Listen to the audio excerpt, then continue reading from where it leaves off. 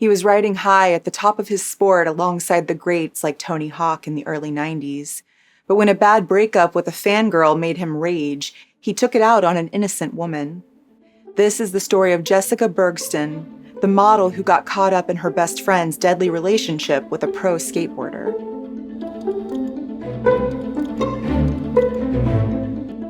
Hi friends, I'm Katie, and this is Katie Does Crime.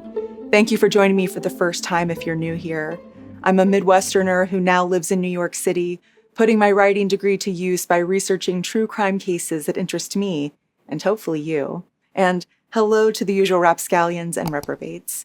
Please consider subscribing or joining me on Patreon if you'd like to hear more true crime stories. Mark Rogowski was born where I live, in Brooklyn, New York, in August 1966. But when his parents divorced when he was barely out of diapers, he moved with his mom and brother to Escondido. It's a city in San Diego County where Tom, your friend from MySpace, grew up. A woman who knew him from her husband's Little League team said Mark was good-looking, full of laughter, and athletic. She called him an ordinary kid. But in San Diego at that time, everything was about surfing, and sure, Mark did some surfing, but it was really skating that he loved. He picked up his skateboard at the age of 7 and kept at it with the encouragement of his cool older brother, who was the only father figure he had. Mark was great at baseball, but he liked that skating was considered a little bit deviant. He made friends at the local skate park and got on a team with some guys there. He was a natural, and he was aggressive. He started winning contests and took his first big title in 1982. He turned pro at the age of 14. He was about the same age and was coming up at the same time as Tony Hawk when vertical skateboarding was on the rise. Not just riding down the street, but using inclines like half pipes to perform tricks. Tony said the guys from San Diego were at the center of this huge thing at the time, making money just doing what they loved. Not only was Mark winning contests, but he had product endorsements and even a royalty deal. He was getting $2 for every skate deck he put his name on, and that would sometimes mean $14,000 a month, and this was 1980s money we're talking about. He was on the cover of magazines. He was hanging out with models. And at this point, he was big enough that he had his own merch with his own nickname on it, Gator. He had a signature move, the Gate Air, and he had groupies too. According to Tony Hawk, there were skateboarding fangirls at every stop on their tour. One of these girls was allegedly the actress Patricia Arquette, who tweeted in 2021, "Second date, pro skateboarder, really cute, friends with my friends. We made out, but something about how he kissed me freaked me out. I gave him a fake number." But the fangirls our story today focuses on are Brandi McLean, a 17-year-old who brought her 17-year-old friend Jessica K. Bergsten to see 21-year-old Gator skate in Scottsdale, Arizona in 1987. Brandi hung out with Gator all weekend at that tour stop, but she wasn't just another groupie. They fell for each other. She eventually moved in with him. He'd fly her to see him on tour. They appeared in clothing ads together. They were in the Tom Petty Free Fallin' video. They'd get drunk or high and bang in his jacuzzi. You know, the stuff you do when you're really in love. But someone was about to come between them, and his name was Jesus. While in Germany for a competition in 1989, Gator got drunk and fell out of a second-story window. Or, smashed through it because he thought he could fly. Then he tried to climb back up to his hotel room, fell on a fence, and wrecked his face.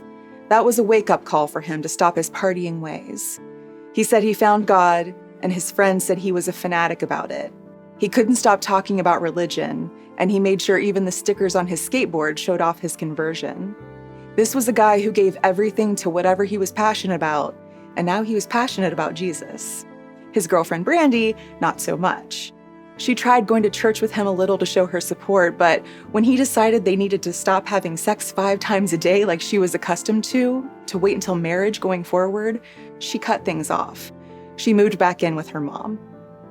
I'm not sure if anyone suspected anything when Brandi's friend Jessica went missing in March 1991. This was the friend she was with when she first met Gator back in 1987, a model originally from Tucson, Arizona. People said Jessica was tough, savvy, and adventurous. Brandi said Jessica wanted to have fun and nothing else mattered. The now 21-year-old had moved to San Diego recently, but her dad reported her missing on March 29th when she stopped answering his phone calls.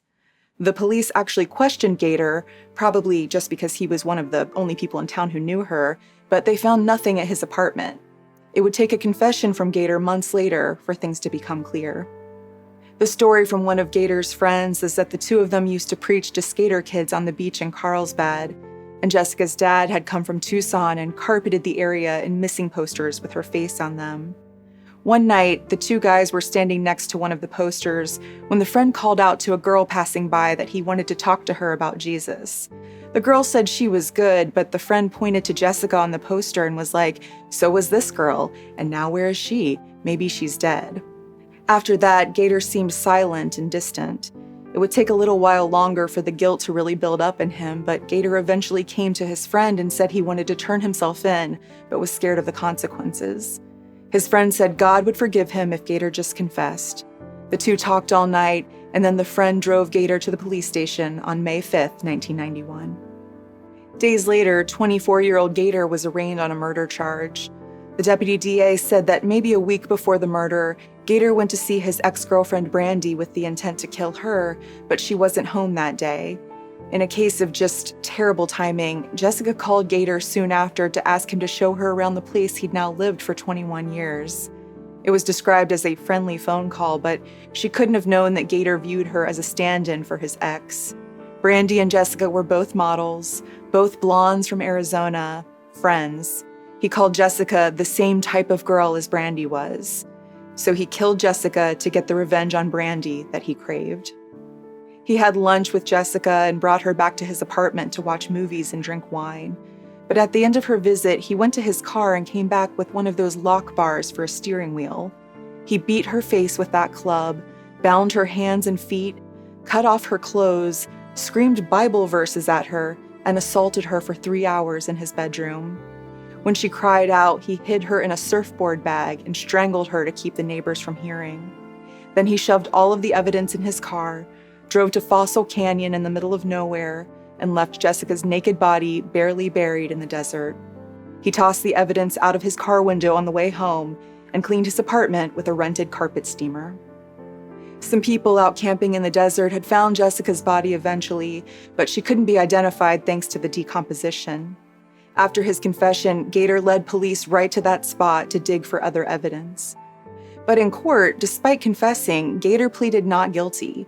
No lawyer wanted to work with him, but his appointed public defender argued that a minister shouldn't have turned him in, and that Jessica was a slut who liked S&M, so there was no proof he even had to assault her. She was into that kind of thing. Cool. But Gator changed his plea by January 1992 when he came to terms with the fact that the assault charge wasn't going to go away and he wanted to avoid the death penalty. He said, "I've been led to a full, true repentance, having nothing to hide. Thank God." He said he tried to forgive himself as the Lord had, but feared he may never be able to. At his sentencing on March 6th, he apologized to Jessica's family for his carelessness, which, maybe not the best word to use to describe a brutal killing. Gator cried as Jessica's dad shot back that Gator was a child murderer who would die 1,000 deaths as cowards do. He was sentenced to 6 years for the assault and 25 years to life for first-degree murder, 31 years in total. Gator was denied parole in 2011 and 2016, and then granted parole in 2019 until Governor Gavin Newsom reversed the decision on appeal from the district attorney's office. In 2022, he was granted it again, and the decision was blocked again. The governor said Gator needed to work on getting a deeper understanding of why he did what he did.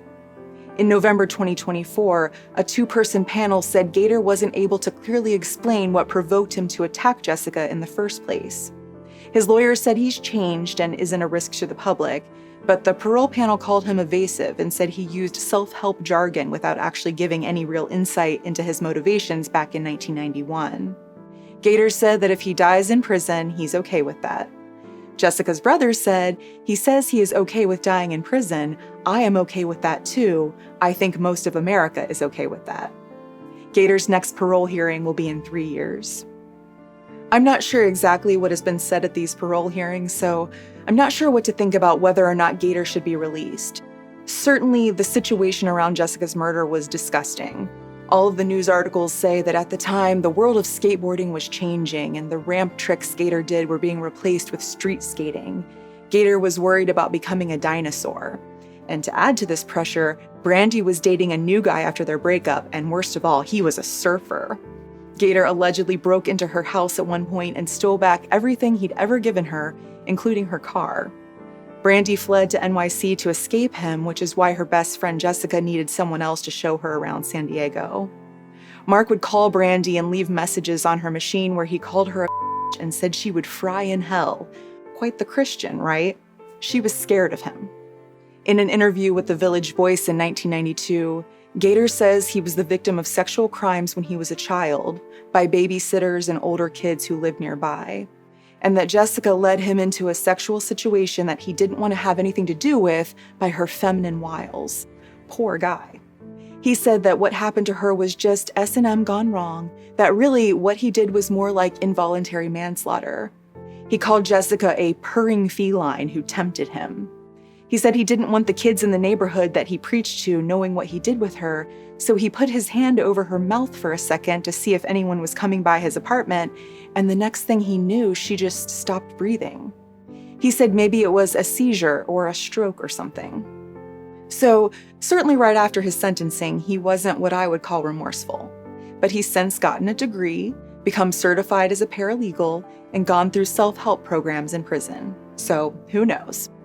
I do see how you could say that he probably isn't a danger to general society anymore, and there's a chance that it was a brain injury from his fall that caused him to become a violent, vengeful person. But it's pretty interesting that this latest parole board disagreed with the last two panels. You have to wonder what they saw that the previous boards didn't.